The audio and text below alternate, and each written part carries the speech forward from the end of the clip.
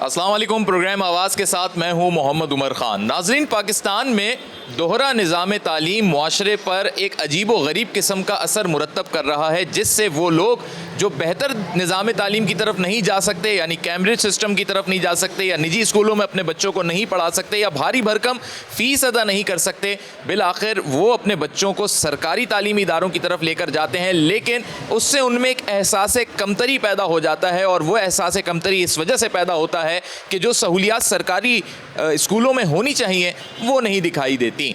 तो क्या वजूहात हैं कि निजी तालीमी इदारे सरकारी स्कूलों से ज़्यादा बेहतर अंदाज में तालीम मुहैया कर रहे हैं, और कैम्ब्रिज सिस्टम क्यों इतना ज़्यादा वालिदैन तरजीही बुनियादों पर रख रहे हैं? आज के इस प्रोग्राम में हम आवाज़ उठाएंगे इस दोहरे निज़ाम तालीम के मुआशरे पर पड़ने वाले असरात पर, और साथ ही ये भी दिखाएंगे कि किस तरीके से हर तबका तालीम में क्या क्या सहूलियात मुयस्सर हैं। नाज़रीन, एक निजी स्कूल में हम मौजूद हैं। यहाँ पर आने का मकसद ये है कि आपको दिखा सकें सबसे पहले कि निज़ाम तालीम में तफरीक क्या है, निजी स्कूलों में किस तरीके का निज़ाम तालीम है, और उसके बाद हम आपको सरकारी स्कूलों की तरफ भी लेके चलेंगे। लेकिन निजी स्कूलों के अंदर दो अक़साम के हमें निज़ाम तालीम दिखाई देते हैं। एक जिसे कैम्ब्रिज सिस्टम कहा जाता है, जिसके एग्जामिनेशन का पूरा एक सिस्टम ही अलहदा है, और दूसरा जो मैट्रिकुलेशन तक की तालीम है वो भी प्राइवेट तरीके से, लेकिन उसमें हमारी दरसी किताबें कौन सी होती हैं, ये सारी चीज़ें आज आपके सामने रखेंगे। हमारे साथ इस वक्त मौजूद हैं इस स्कूल की HR एडमिन हेड हैं मिस नाज़िया राहिल साहब। अस्सलाम वालेकुम। वालेकुम अस्सलाम। अच्छा, ये बताइएगा कि इस स्कूल के अंदर जो कोर्स पढ़ाया जाता है, वो जो सिंटैक्स बुक बोर्ड का कोर्स सरकारी स्कूलों के लिए होता है वही कोर्स होता है, या ये आपकी अपनी चॉइस होती है कि आप यहाँ पे डिफरेंट कोर्स रखें? नहीं, it's totally depend on us कि हमारी चॉइस होती है। अगर हम बात करें मैट्रिक बोर्ड की या कराची बोर्ड की, तो उसमें हमें डेफिनेटली वो बुक्स फॉलो करनी पड़ती हैं, क्योंकि बच्चा एसोसिएट होता है वहाँ से, तो वहाँ पे हमें सिंटैक्स बुक की बुक फॉलो करनी होती है। लेकिन अगर हम उससे पहले की बात करें, क्योंकि हम इस टाइम 2 बोर्ड्स फॉलो कर रहे हैं, कैम्ब्रिज सिस्टम भी है और हमारा मैट्रिकुलेशन भी है, तो इसमें हमने मैट्रिकुलेशन में OUP ऑक्सफोर्ड की बुक्स भी रखी हुई हैं, पैरामाउंट की बुक्स भी रखी हुई हैं, तो इससे ये बहुत इफ़ेक्टिव है। इससे बच्चों की लर्निंग बहुत स्ट्रॉन्ग होती है, तो ये डेफिनेटली हम इसको लेकर। जो आप मैट्रिक करा रहे हैं, यानी ये प्राइवेट स्कूल, और प्लस ये कि साथ ही कैम्ब्रिज सिस्टम भी यहाँ पे चल रहा है, तो उन दोनों की किताबें एक ही या अलग-अलग हैं? आप देखा जाए तो हम लोग एक भी रख सकते हैं, और इसको डिफरेंट हम इस वजह से करते हैं, जब हमें पता है कि बच्चा अब 8 में जाने वाला है। हम जब 8 में बच्चे को लेके जाते हैं मैट्रिक सिस्टम में, तो हमें अब सिंटैक्स बुक पे आ जाना होता है, वो डिफरेंट है, और वहाँ पे आप समझ लें वो थोड़ा सा रट्टाफिकेशन है। अच्छा, ये कौन सी ग्रेड के बच्चे? ये ग्रेड 5 के स्टूडेंट्स हैं, एंड आफ्टर दिस ये इनके बाद हम इनको ऑप्शन देते हैं कि ये मैट्रिक की तरफ जाएं कि O लेवल्स की तरफ जाएं। अब इसके लिए हम एक अवेयरनेस सेशन देते हैं, तो जी, तो उस बच्चों को पता होता है कैम्ब्रिज सिस्टम क्या है, यानी O लेवल करेंगे? जी, इनको बिल्कुल हम अवेयरनेस सेशन देते हैं, इनको हम बताते हैं, क्योंकि अगर हम O लेवल्स की तरफ जाते हैं तो O लेवल्स में जो बच्चा होता है वो अनसीन देख रहा होता है, उसको लेक्चर अटेंड करना लाजमी होता है। अगर वो लेक्चर अटेंड नहीं करेगा तो वो पेपर अटेम्प्ट नहीं कर सकता। दिस इज़ नॉट रटिफिकेशन। ये बच्चे इतने काबिल होते हैं कि ये खुद फैसला कर सकें इस 5वीं ग्रेड पे, या इनके वालिदैन ने ही करना है, या मैं खुद पूछ लूँ इनसे? 5 क्लास में? यस।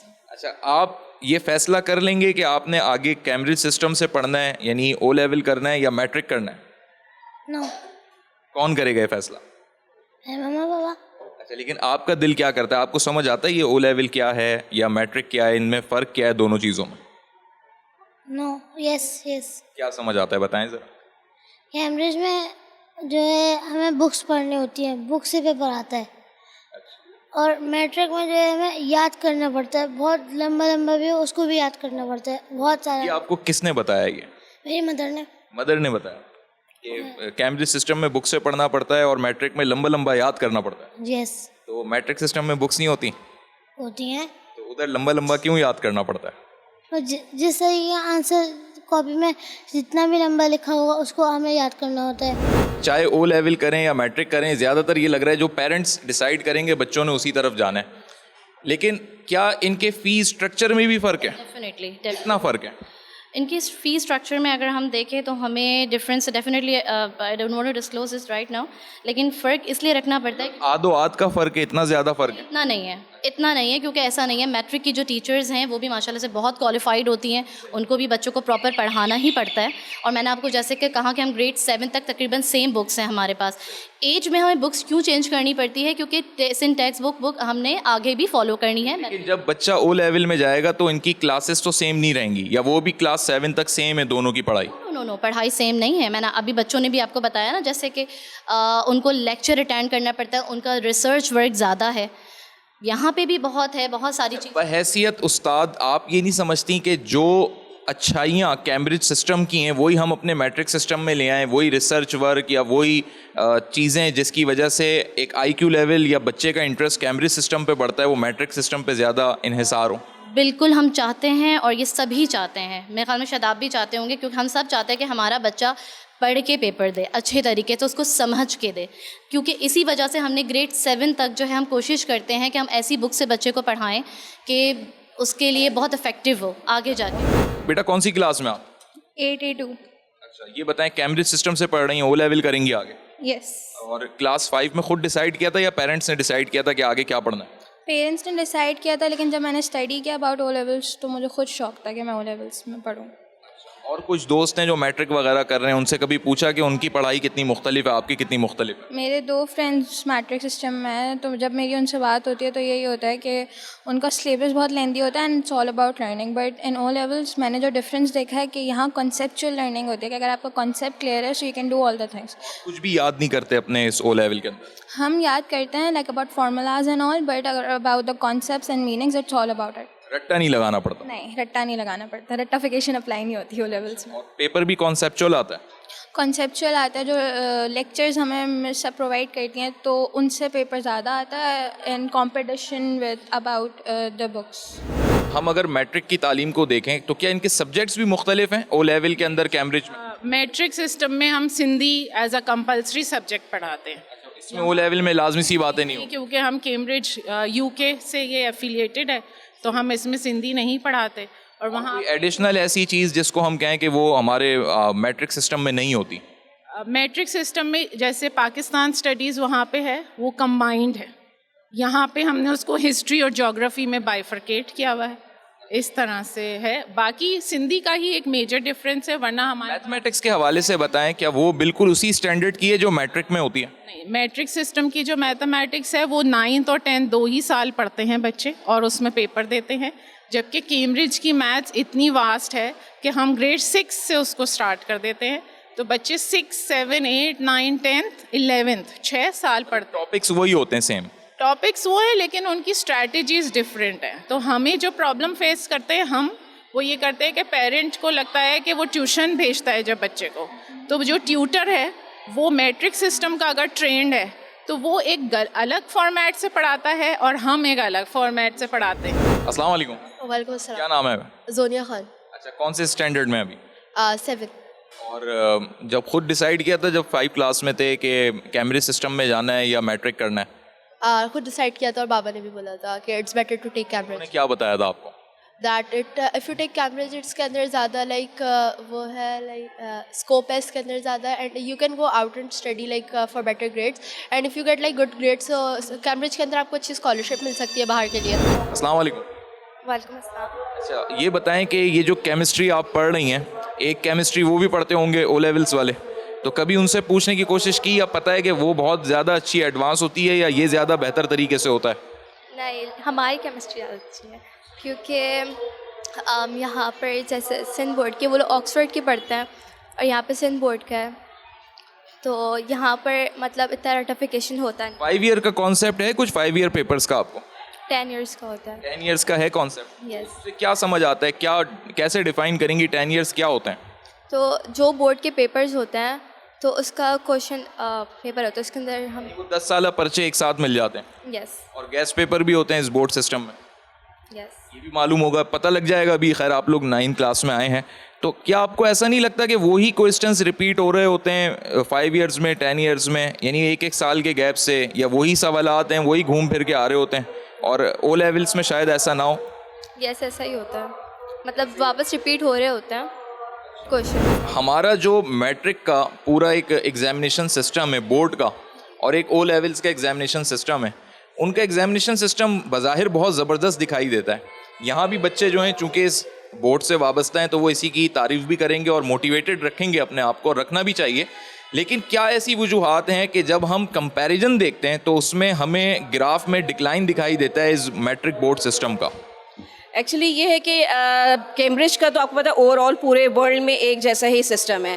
अब यहाँ पर जब हम आते हैं तो हमारा कराची बोर्ड है और जो अब एक थोड़ा सा ड्रॉबैक था कि बहुत अरसे से एक ही तरह की चीज़ें आ रही थी और एक ही तरह के क्वेश्चंस, और लेकिन इस दफ़ा अभी हमारे 1-2 साल से जो पैटर्न चेंज हुआ है उसमें ये कि ऑब्जेक्टिव बेस्ड उन्होंने ज़्यादा कर दिया है और सब्जेक्टिव थोड़ा सा ना उन्होंने वो कम किया। और अभी भी हमें यही है कि नेक्स्ट शायद वो इसी तरह का, जिस तरह का हमारा कैम्ब्रिज बोर्ड है, कुछ इस तरह का सिस्टम लेकर आ रहे हैं ताकि ना थोड़ा सा चेंज हो, क्योंकि बच्चों पे बर्डन बहुत है और जाहिर सी बात है पूरा साल उनको जो सिलेबस कवर करना होता है और उसमें मतलब एक टाइम पीरियड है जिसमें उनको हर हाल में कवर करना है और उसमें से वो लोग कुछ छोड़ नहीं सकते, इसीलिए वो 10 ईयर्स का ना आखिर में यही होता है कि फिर इंपॉर्टेंट क्वेश्चंस पे आ जाते हैं, गेस्ट पेपर पे आ जाते हैं, मुख्तलिफ कोचिंग सेंटर्स खुले हुए हैं और हर बच्चा फिर वहाँ से शॉर्ट 3 महीने गुजार के जो है ना A1 ग्रेड ले लेता है। हाँ, लेकिन ऐसा नहीं है। हम अपने स्कूल में, हमारे यहाँ जो TFS में हमारा जो सिस्टम है वो इस तरह के, हम लोग बच्चों को पूरा साल यानी कवर करवाते हैं सिलेबस, उसके बाद हमारे प्रीलिम्स होते हैं, उसके बाद री प्रीलिम्स होते हैं, उनका रिजल्ट आता है, तो मतलब हम कोई चीज़ छोड़ते नहीं हैं। बच्चों को हम कभी भी ये नहीं कहते कि आप इम्पोर्टेंट पे जाएँ, और पूरा का पूरा जो भी सिलेबस है उनको हम मतलब वो पढ़वाते हैं। उसके बाद ये होता है कि जो प्रीलिम के पेपर्स हैं बच्चे उनको ज़रा ज़्यादा कंसंट्रेट करते हैं, उनको भी पता होता है कि टीचर ने जो बनाया होगा तो वो पूरा ओवरऑल एक देख कर और एक सारी चीज़ें कि लास्ट ईयर वाला ऐसा ना हो कि रिपीट हो जाए। अस्सलाम वालेकुम, आप पेरेंट हैं जी? अच्छा ये बताएं कि एक बड़ा पेरेंट्स का शिकवा रहा है हमेशा निजी स्कूलों के हवाले से कि तालीमी मेयार तो अच्छा है हर स्कूल का जो निजी स्कूल है, लेकिन फ़ीस के नाम पे कभी किसी एडमिशन फ़ीस, कभी कोई येलो डे आ गया, कभी कोई डे आ गया, पेरेंट्स की जेब पे बड़ा बोझ पड़ता है, ऐसा है? खाली डेज़ की बात नहीं है, उसके अलावा भी फीसेस बहुत ज़्यादा है, बहुत एक्सपेंसिव है। अगर हमारा अपना गवर्नमेंट का एजुकेशन सिस्टम बेहतर हो जाए तो इस तरफ क्यों डाइवर्ट हो पब्लिक? जो भी पेरेंट्स डाइवर्ट हो रहे हैं प्राइवेट स्कूल्स की तरफ इसी वजह से डाइवर्ट हो रहे हैं कि उनको वहाँ पे सेटिस्फेक्शन नहीं है, उनके बच्चों को एजुकेशन सही नहीं मिल रही। यहाँ एक होप बनी होती है पेरेंट्स की कि बच्चा कुछ ना कुछ काबिल बन जाए, फ्यूचर की वजह से, बच्चों के फ्यूचर की वजह से सब वरीड है और कोई इशू नहीं है। एक ये खौफ है जो सबके ऊपर इस वक्त है। नाजरीन, इस स्कूल की प्रिंसिपल नाजिश फुरकान साहिबा हमारे साथ मौजूद हैं। अस्सलाम वालेकुम। वालेकुम अस्सलाम। हमने इस पूरे स्कूल को विज़िट किया, कैम्ब्रिज सिस्टम के भी बच्चों को देखा और प्लस हमने मैट्रिकुलेशन के भी बच्चों को देखा। बीइंग अ प्रिंसिपल, आप क्या समझती हैं कि बच्चे का जो मयार तालीम है वो किस सिस्टम में ज़्यादा बुलंद होता है, और बीइंग अ स्कूल प्रिंसिपल आप दोनों चीज़ों को बैलेंस लेकर चल पाते हैं या नहीं चल पाते? अल्हम्दुलिल्लाह बिल्कुल चल पाते हैं, और मैं समझती हूँ कि दोनों सिस्टम बहुत अच्छे हैं अपनी अपनी जगह। बच्चा पढ़ने वाला होना चाहिए और दूसरा माँ बाप के ऊपर डिपेंड करता है, बच्चे के ऊपर डिपेंड करते हैं वो कौन से सिस्टम को चूज़ करें। मैं ये नहीं कह सकती कोई एक सिस्टम ख़राब है और कोई एक सिस्टम में मयारी पढ़ाई नहीं है। मयारी पढ़ाई दोनों सिस्टम्स में है, आपको समझना है कि कौन सा सिस्टम आपके लिए ज़्यादा बेहतर है। बस ये। खुद एक प्रिंसिपल के तौर पे एग्जामिनेशन के पॉइंट से किस सिस्टम को खुद अगर आपने इंतखाब करना हो तो किसी एक कौन से सिस्टम का इंतखाब करेंगी? देखिए, अगर हमारे पास इतने पॉकेट हमें इजाज़त देती है कि हम कैम्ब्रिज सिस्टम ऑप्ट कर सकें तो we should go for Cambridge. लेकिन हाँ, मैट्रिक भी बहुत अच्छा सिस्टम है, हमारा सिस्टम अच्छा है, नॉलेज भी ज़्यादा है इसमें। और मैट्रिक में समझते हैं जो बच्चे मैट्रिक कर पाते हैं वो बहुत ज़्यादा शार्प होते हैं, लेकिन कैम्ब्रिज वाले बच्चे नॉलेज बहुत होती है, बहुत। ये भी एक ट्रेंड अभी चला है कि जो बच्चे कैम्ब्रिज सिस्टम में आ गए थे 6, 7, 8 पढ़ ली, लेकिन 9 मैट्रिक वो मैट्रिक से ही कर रहे हैं, यानी वो O लेवल्स नहीं उन्होंने किया एंड में। क्यों ऐसा हुआ? बहुत सारे रीज़न्स होते हैं, डिफरेंट रीज़न्स हैं, जिनमें से एक बहुत ज़्यादा मेन रीज़न ये भी है कि वो मैट्रिक जो है उनके लिए इजी होता है बजाय इसके कैम्ब्रिज से। Cambridge is extremely tough. ऐसा भी है कि अगर उसने पाकिस्तान में ही रहना है, यहीं से फिर इंटर या आगे यूनिवर्सिटी में दाखिला लेना है, तो बिल आखिर उसको फिर आसानी मैट्रिक में ही पड़ेगी ना कि O लेवल A लेवल में। बिल्कुल, इक्विवेलेंसी करनी पड़ेगी। इक्विवेलेंसी है, अल्लाह का शुक्र है। अब हम लोगों को इस साल हम लोगों को ये परमिशन ग्रांट हो गई है कि इक्विवेलेंसी है, लेकिन अभी तक कॉन्सेप्ट यही है कि अगर कंटिन्यू आपको स्टडीज़ पाकिस्तान में ही करनी है तो फिर आपको मैट्रिक ऑप्ट करना चाहिए। नाजरीन, इस वक्त हमने आपको निजी जो तालीमी इदारे हैं उनसे मुताल्लिक हमने वो तमाम तर चीज़ें सामने रखी जिसमें कैम्ब्रिज सिस्टम और मैट्रिक जो प्राइवेट स्कूल्स करा रहे हैं, लेकिन एक यही मैट्रिक जो कि सरकारी स्कूल करा रहे हैं, वहाँ क्या निज़ाम है, एक ब्रेक के बाद आपको मुतारिफ कराते हैं।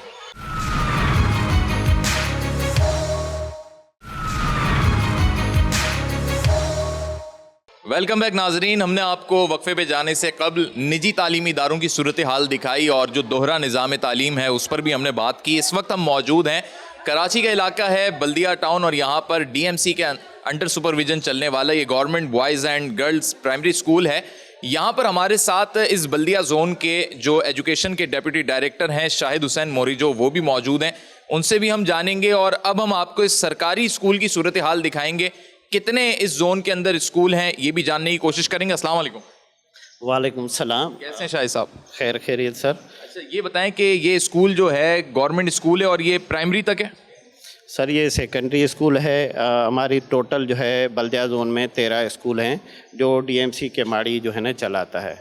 तो इसमें जो भी मतलब प्राइवेट स्कूलों से हम इतनी कोशिश करते हैं कि यहाँ पे मतलब फ्री ऑफ कास्ट, जैसे किताब से लेकर हर चीज़ हम फ्री देते हैं। और हमारे बच्चे जो हैं A1 ग्रेड से लेके O लेवल तक जो है ना पोजीशन उठाते हैं। और हमारे जो असातिज़ा हैं वो भी इतने मेहनत के काबिल हैं, मतलब पूरा टाइम देते हैं। मैं ये कहूँगा कि आप जो प्राइवेट स्कूलों में आज की महंगाई के दौर में उसको छोड़ के अगर DMC के स्कूल्स हैं उसमें बच्चों को और इधर का भी रिज़ल्ट देखें कराची में रह के क्या हुआ। ये जब हमने असातिज़ा के साथ साथ जो पेरेंट्स से हमने बात की, वालिदैन से, तो वो ये कहते हैं कि सरकारी स्कूलों का निज़ाम सही नहीं है, बेंचेस नहीं होती वहाँ, तो पंखे नहीं चल रहे होते, बहुत बुरी कैफियत होती है।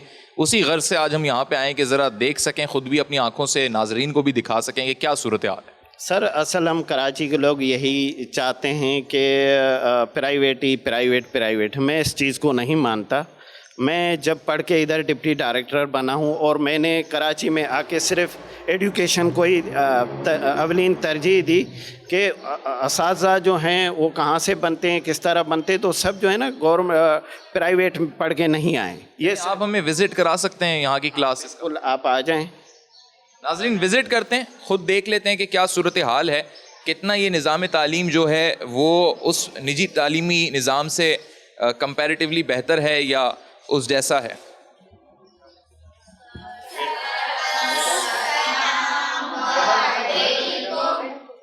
वालेकुम अस्सलाम। ये हम इस वक्त क्लासरूम के अंदर आ गए हैं, सरकारी स्कूल है और कदरे बेहतर सिचुएशन दिखाई दे रही है कि साफ़ सफाई का इंतज़ाम है। अस्सलाम वालेकुम। वालेकुम अस्सलाम। आप यहाँ पे इन्हें टीच करती हैं या प्रिंसिपल हैं, क्या आपका यहाँ पे ओहदा है? मैं एज ए हेड हूँ, लेकिन इस स्कूल में नहीं हूँ। DMC का ही एक मुतलका स्कूल है, मैं वहाँ की हेड हूँ। गवर्नमेंट के स्कूल की हेड है? DMC government sector. अब ये बताइए कौन सी क्लास है? ये 9 क्लास है, इस वक्त आपके सामने मौजूद है। Full uniform, proper uniform, benches वगैरह का भी आप तस्करा कर रहे थे डिप्टी साहब से, तो मैं खुद इस चीज़ के मैं खुद गवर्नमेंट सेक्टर से पढ़ी हूँ, बल्दिया से ही, गवर्नमेंट के स्कूल से। अल्हम्दुलिल्लाह आज ग्रेड 16 में आपके सामने खड़ी हूँ। किसी प्राइवेट सेक्टर के स्कूल से मैंने नहीं पढ़ा। अगर comparison between private and government sector किया जाए तो मेरा दावा है, बल्कि मैं ये दावा करती हूँ कि गवर्नमेंट सेक्टर में पढ़ने वाला बच्चा या बच्ची प्राइवेट सेक्टर से पढ़ने वाले बच्चे से 100 दर्जे बेहतर है। मैं कुछ बच्चों से भी बात कर सकता हूँ ताकि इस को भी हम देख सकें कि बच्चों की कितनी काबिलियत। अस्सलाम वालेकुम। वालेकुम सलाम। क्या नाम है बेटा? फातिमा अब्दुल जब्बार। अच्छा फातिमा, ये बताएं कि आप क्लास 9 में अभी आ गई हैं, तो पिछली क्लासें भी आपने इधर ही गवर्नमेंट स्कूल से ही पढ़ी? जी जी। और क्या पोजीशन रही उसमें आपकी? सही पोजीशन रही, और जैसे अच्छी पोजीशन रही है, हर चीज़ की सहूलत है स्कूल के अंदर। कितने बजे आते हैं आप लोग स्कूल? स्कूल की टाइमिंग 7:30 की है। आज तो मुझे प्रॉपर यूनिफॉर्म दिखाई दे रहा है, तो अमूमी तौर पे यूनिफॉर्म ही फॉलो होता है या कभी घर के कपड़ों में भी आ जाता है? यूनिफॉर्म ही फॉलो होता है। सख्ती है यहाँ पे? नहीं, इतनी सख्ती भी नहीं है, नॉर्मल ही है। नॉर्मल से क्या मुराद है, मतलब छुट्टी कर ली कोई पूछने वाला नहीं है? नहीं, ऐसा भी नहीं है, सही होता है। इतनी ना इतनी सख्ती है ना इतनी जैसे वो है। किताबें हैं आपके पास? जी, ये भी। बैग कहाँ है आपका?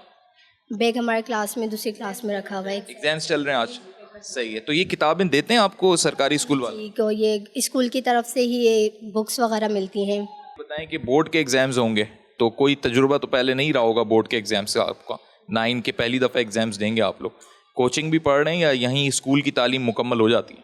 नई स्कूल में ही तालीम हो जाती है, कोचिंग की इतनी ज़रूरत नहीं होती।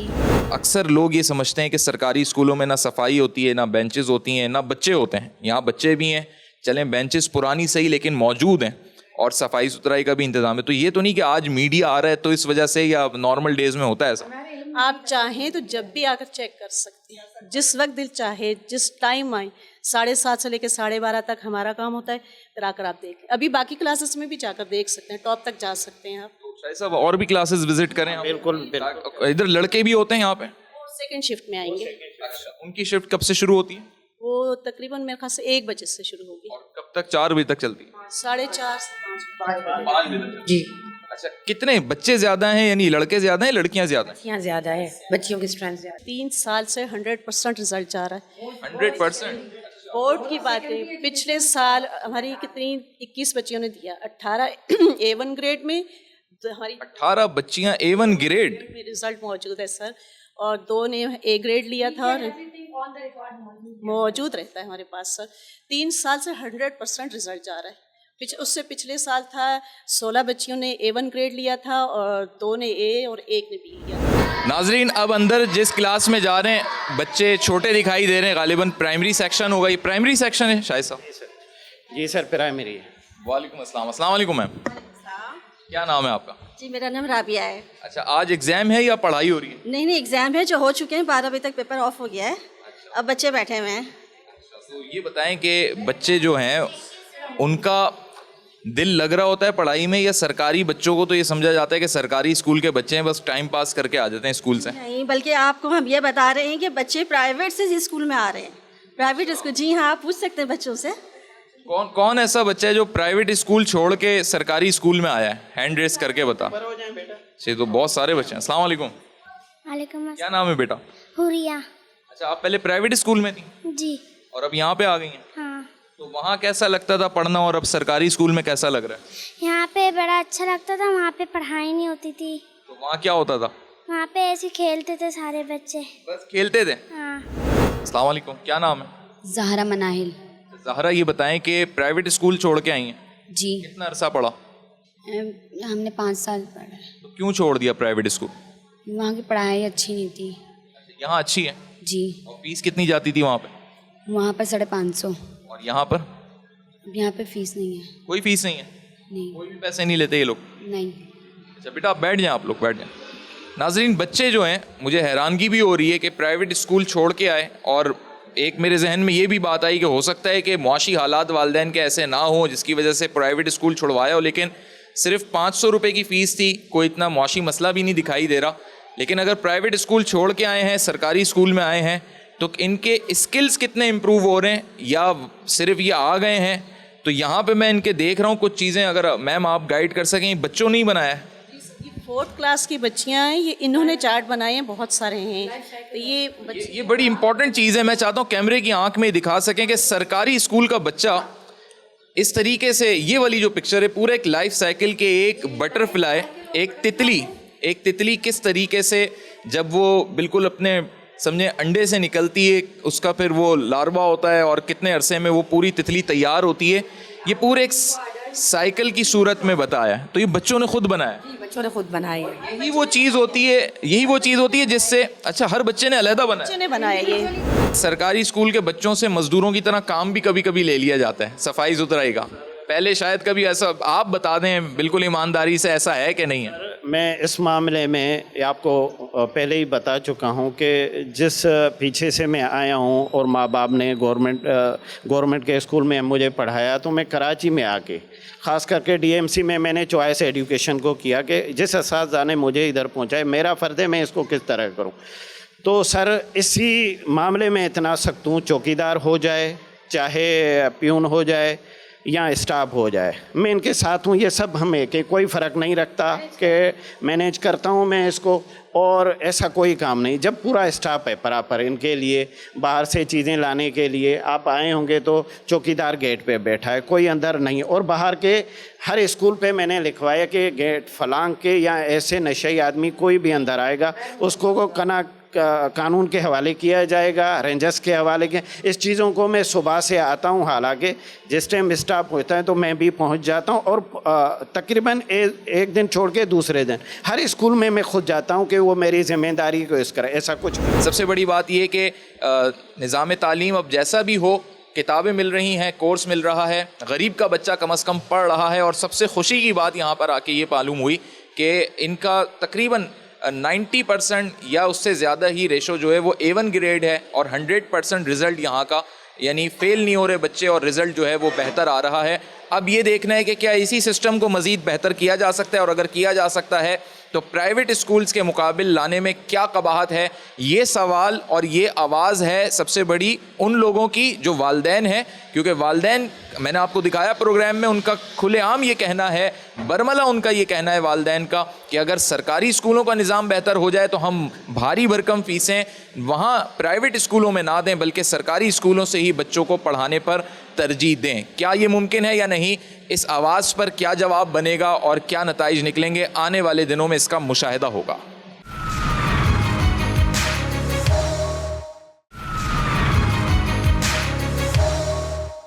वेलकम बैक नाजरीन, पाकिस्तान में मयार तालीम कैसा होना चाहिए और इस दोहरे निज़ाम तालीम से पाकिस्तान कैसे निकल सकता है, इस मौजू पर हम गुफ्तगू करेंगे। हमारे साथ मौजूद हैं ऑल प्राइवेट स्कूल्स एसोसिएशन के चेयरमैन जनाब तारिक शाह साहब। अस्सलाम वालेकुम। वालेकुम सलाम। कैसे हैं आप? अल्हम्दुलिल्लाह। अच्छा, ये बताएं कि हम ये देखते हैं कि पाकिस्तान में एक कैम्ब्रिज सिस्टम, फिर प्राइवेट स्कूल्स हैं जो मैट्रिक तक तालीम दे रहे हैं, और फिर सरकारी स्कूल हैं। तो किताबों का, कोर्स का एक बड़ा फ़र्क हमें दिखाई देता है। फिर टीचर्स की जो मेंटालिटी है, उनका जो तजुर्बा है, वो भी इसमें एक बड़ा इम्पैक्ट करता है। आपको लगता है कि पाकिस्तान में निज़ाम तालीम जो है वो यकसा हो सकेगा, या फिर इसी तरीके से तफरीकी निज़ाम के तहत ही पाकिस्तान आगे बढ़ता रहेगा? जी देखें, बिल्कुल ये बड़ा इम्पोर्टेंट टॉपिक है जिसको आज आपने रेज़ किया है। जहाँ तक बात बुक्स की हो रही थी ना, तो मैं आपको बताऊं, बुक्स में मसला ये आ रहा है कि जो सिंध टेक्स्ट बुक बोर्ड या कोई भी टेक्स्ट बुक बोर्ड जो हमारे पूरे पाकिस्तान में चल रही हैं, उनके कैलिबर, उनके स्टैंडर्ड जो है ना उस तरह मीट नहीं कर रहे जिस तरीके से जो है वो दुनिया के अंदर एडवांसमेंट आ रही है, जिस तरह एजुकेशन इवॉल्व हो रही है, एक एडवांसमेंट आती जा रही है चीज़ों में, तो वो बुक्स उस तरह से फास्टली मूव नहीं होती, वो अपडेट नहीं होती। वो पुराना निज़ाम है, अब जाके इतने सालों के बाद जब लोगों ने इतना एतराज़ किया, इतने आवाज़ उठाई, तो अब जाके बुक्स जो है ना उस टेक्स्ट बुक बोर्ड की चेंज की गई, लेकिन वो भी उस तरीके से चेंज नहीं की गई जिस तरह से करना चाहिए थी। तो प्राइवेट पब्लिशर की तरफ जब भी जाया जाता है, जब हम वो क्वालिटी मयार वहाँ स्कूल्स देख रहे होते हैं। अब जब आप बात करें यकसा तालीमी निज़ाम की, तो ये तो कभी भी कहीं भी नहीं हो सकता, इंटरनेशनली भी नहीं होता। वहाँ पर तो इस तरह भी होता है कि एक गवर्नमेंट का स्कूल जो होता है वो दूसरे गवर्नमेंट स्कूल से डिफर कर रहा होता है। लेकिन ये जो एक सिस्टम है कि प्राइवेट स्कूल में जो बच्चा पढ़ रहा है या कैम्ब्रिज सिस्टम का है, उसको मुआशरे में कदर की निगाह से देखा जा रहा है, और जो सरकारी स्कूल का बच्चा है उसको बिल्कुल भी ना कदर की निगाह से देखा जा रहा है, और ना कुछ जगहों पे सहूलियात भी नहीं है सरकारी स्कूलों में। असल में देखिए, इसके अंदर मामला ये है कि इसमें गवर्नमेंट की इन्वॉल्वमेंट की ख़ास तौर पे ज़रूरत है। देखें, उनको शायद डिग्रेडेशन की नज़र से या एक कम नज़र से जो आपकी का सवाल था वो इसलिए देखा जा रहा है क्योंकि वहाँ एजुकेशन का स्टैंडर्ड ही नहीं है, वहाँ एजुकेशन ही नहीं है, वहाँ पर स्कूल ही नहीं है। अब जो बच्चा वहाँ जा रहा है तो बिल्कुल ऐसा कंसिडर किया जाता है कि बिल्कुल गरीब का बच्चा है, उनका पैसे नहीं है, इसलिए बच्चों को वहाँ भेज रहे हैं। जबकि इंटरनेशनली अगर देखा जाए तो पूरी दुनिया में लोग सरकारी स्कूलों में ही पढ़ रहे होते हैं। हमारे यहाँ वो स्टैंडर्ड ही नहीं बनाया गया, सिंसेरिटी ही नहीं। जबकि अखराजात अगर आप देखा जाए तो अखराजात वही हो रहे हैं जो एक अच्छे स्कूल में, जो महंगे स्कूल में हो रहे होते हैं, वही उस बच्चे पे अखराजात हो रहे हैं। लेकिन शायद सिंसेरिटी की कमी है जिसकी वजह से जो है वहाँ पर वो असरात जो है वो नज़र नहीं आते एजुकेशन के, जो नज़र आने चाहिए। और अलमिया ये है कि वो जो माँ बाप ऑब्वियसली जो फ़ी अफोर्ड नहीं कर सकते, वो गवर्नमेंट की तरफ नज़र डालते हैं और वहाँ बच्चों को भिजवाना चाहते हैं। लेकिन जब वहाँ पर वो क्वालिटी एजुकेशन, वहाँ पर वो स्टैंडर्ड नहीं मिल रहा, तो वो भी मजबूर हैं और कहीं भेज नहीं सकते। ये मुहावरा जो इल्म बड़ी दौलत है कहा जाता है, कि इसमें जो दौलत का लफ्ज़ है वो इससे अखज़ किया गया है कि इंसान के पास मालूमात के ख़जाने आ जाते हैं। लेकिन जो तालीमी इदारे चला रहे हैं, बिलखुसूस निजी स्कूल, उनके लिए कहा जाता है कि एक ऐसा बिजनेस उन्होंने बना लिया है जिसकी वजह से वो कभी भी नहीं चाहेंगे कि सरकारी स्कूलों का भी स्टैंडर्ड बढ़ सके। और निजी स्कूलों का मयार बेशक अच्छा दिखाया जाता है, लेकिन उसमें भारी भरकम फ़ीस जो है वो पेरेंट्स के लिए, वालिदैन के लिए बड़ी मुश्किल का सबब बनती है। नहीं, असल में इससे बरअक्स बात है। हम तो चाहते हैं कि जो स्कूल्स हैं वो गवर्नमेंट स्कूल्स भी इस्टेब्लिश हों, वो भी तालीम देना शुरू करें, क्योंकि अभी भी 2.5 मिलियन बच्चा जो है वो बाहर है आपका मुल्क का जो है, जो स्कूलों में नहीं पढ़ रहा, ना वो प्राइवेट में पढ़ रहा है ना वो गवर्नमेंट में पढ़ रहा है। तो अब वाई नॉट हम उनको स्कूल लेकर आए, कम से कम सरकारी इदारे जो हैं अगर उन्हीं को ही पढ़ाना शुरू कर दें उन बच्चों को, तो बहुत बड़ा सेक्टर है जिसको वो केटर कर सकेंगे। और जहाँ तक बात स्कूल्स की है, भारी फीसें अगर ले रहे हैं, ज़्यादा फीसें ले रहे हैं, तो मैं आपको बताऊँ पाकिस्तान के अंदर मैं बात करूँ तो यहाँ 500 रुपये फ़ीस लेने वाला भी स्कूल मौजूद है और 50,000 रुपये महीना भी फीस लेने वाला स्कूल मौजूद है। तो इसके पीछे क्या वजह है? Being chairman of this association, आप क्या समझते हैं कि वो बहुत ज्यादा कोई इनपुट दे रहे हैं, बच्चों को खाना भी दे रहे हैं क्या, या राशन भी दे रहे हैं, क्या वजूहत? असल में फैसिलिटीज़ जो है ना वो इंक्रीज़ हो रही हैं। जब फैसिलिटीज़ इंक्रीज़ होती हैं तो उसके हिसाब से टीचर का स्टैंडर्ड इंक्रीज़ होता है, टीचर हाईली क्वालिफाइड होते हैं। जो 50,000 वाला स्कूल है उसने एसी भी लगाए हुए क्लासेस के अंदर, वो इन्वायरमेंट दे रहा है बच्चों को, वो कैंपस शायद बड़ा बना देता है। जो कम फ़ी ले रहे हैं वो भी, ये नहीं मैं कह रहा हूँ कि जो कम फ़ी ले रहे हैं वो पढ़ा ही नहीं रहे हैं, वो पढ़ा रहे हैं, वो अपने हिसाब से अपने महदूद वसाइल के अंदर रहते हुए जो बेस्ट हो सकता है वो भी बच्चों को दे रहे हैं। और जो उनके रिज़ल्ट भी अगर आप देखें तो बहुत अच्छे रिज़ल्ट भी वो केटर कर रहे होते हैं। और बल्कि ऐसी हिस्ट्रीज़ में हैं, जैसे मैं आपको बताऊं, अगर मैं से एक इलाका आपको बताऊं, लियारी है, लियारी से इतने टैलेंटेड बच्चे उन्हीं स्कूलों से निकलते हैं। वहाँ फ़ीस क्या है 700, 800, 1000 मैक्सिमम, इससे ज़्यादा फ़ीस वहाँ नहीं है। अच्छा ये बताएं तारिक साहब कि कराची में इस वक्त कितने रजिस्टर्ड स्कूल्स होंगे? कराची में अराउंड 8,000 के करीब रजिस्टर्ड, 8 to 9,000 स्कूल्स रजिस्टर्ड हैं।